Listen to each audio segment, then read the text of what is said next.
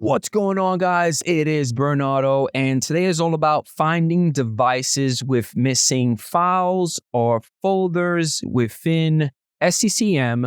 So let's get right into it. All right, so this is something new that I never knew that SCCM was able to do, and that is locating files or folders on devices that either they're there or missing. For this video, we are going to locate all of our devices that do not have CM traced within their, computer inside the desktop or whatever. So we need to locate those machines. I did not know that SCCM was able to do this, and this is pretty cool. So this is my first time actually configuring it this way. So let's head over to the Configuration Manager console, and it's right here. Bam. So we're going to head over to the Compliance Settings folder. So we're going to double click on it to open it up. And the first thing that we need to do is go into the Configuration Items section. We're going to right click on it, and we're going to select Create Configuration Item. We're going to give it a name.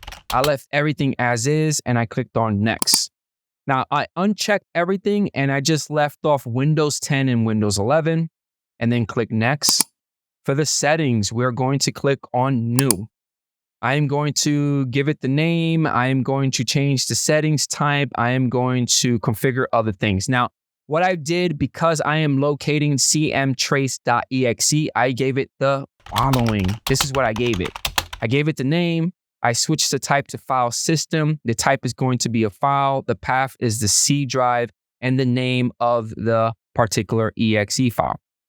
If you want to include subfolders, just make sure you check that. But for me, I know where this particular executable file is located. It's in the root of the C drive, so I didn't bother doing the subfolders. We're going to click Apply. We're going to go into Compliance Rules, which is the second tab, and we're going to click on New.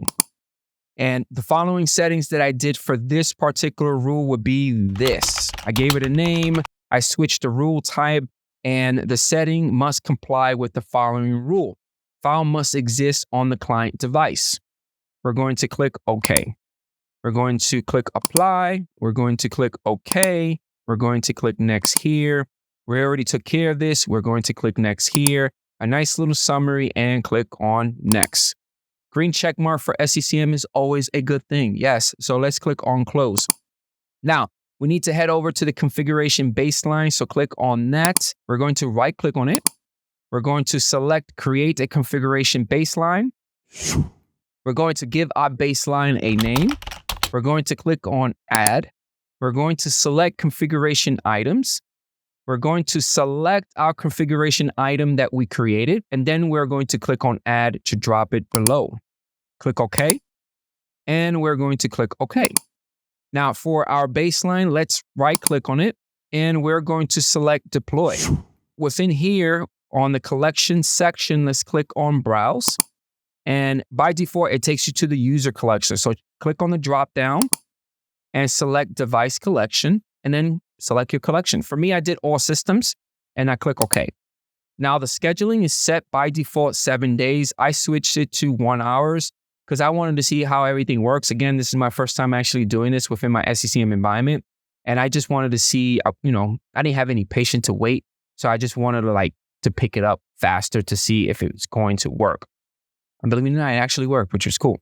We're going to click OK here. Next thing that we need to do is anywhere within the columns an empty spot, we're going to right click on it and we are going to select CI Unique ID. Click on that. The reason I did this is because we need that ID. We're going to right click on our baseline and we're going to select View XML Definition. So click on it. And what we need to copy from here would be the tag where it says baseline version. We need to get the logical name and also the scope ID. So copy that entire line and drop it into a notepad. We need to rearrange it, and this is how we will rearrange it. So the scope ID goes first, then you're going to do a / and then the baseline. This is very important because we are going to be using it as an SQL statement pretty soon. Make sure you copy it into your clipboard because we're going to be using it pretty soon. So let's head back into our configuration manager. Let's head into devices collection. We're going to right click on device collection. We're going to select create device collection. We're going to give it a name. Now, device missing cmtrace.exe. So the whole purpose of this collection is scan all the devices within my SCCM. If it does not have this exe file, drop them into this collection. Those that do actually have it, don't drop it in there. We're going to select browse. We're going to select all systems. Click OK. Let's click next. We're going to click on add rule, and we're going to select the second option. We're going to give it a name. We're going to click on edit statement. And from here on the general tab, I think that's orange or yellow. That is the new button. So click on that. And from here, we're going to click on select. And for the attribute, I am going to click on the drop down and I'm going to select name.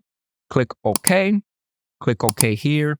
Once you're done within the general tab, let's head over to the criteria tab. And again, click on that orange yellow star thing, which is the new button. And we're going to click on select. And for the attribute class, let's click on the drop down and we're going to select and locate configuration item compliance state. So click on it. The attribute, let's click on the drop down and we're going to locate CI unique ID. That's the reason why we got that ID, because we're going to use it here. So click on it, click OK, and is equal to the value. If you copied it into your clipboard, all we need to do is paste it here. See, that's the reason why I told you guys to copy it into your clipboard, because we're going to use it. Click OK here. We need to create one more criteria. So click on the new button and click on select. For the attribute class, click on the drop down and we need to locate configuration item compliance state. Again, click on it. For the attribute, click on the drop down and we need to locate compliance state. So click on it and click OK. Now the value, we're going to set it to 2. 2 actually tells it, hey, the file folder is not there. Drop it inside the device collection. Now, let's say you had a device collection that you're creating saying, all these machines do have it. The value is going to be set to 1. For this example, we're doing 2 because I want all the machines that don't have it. Let's click OK. Let's click OK here. Let's click OK again. Let's click next. A nice little summary. Click next again. Green check mark, which is always a good thing. And then we are going to click on close.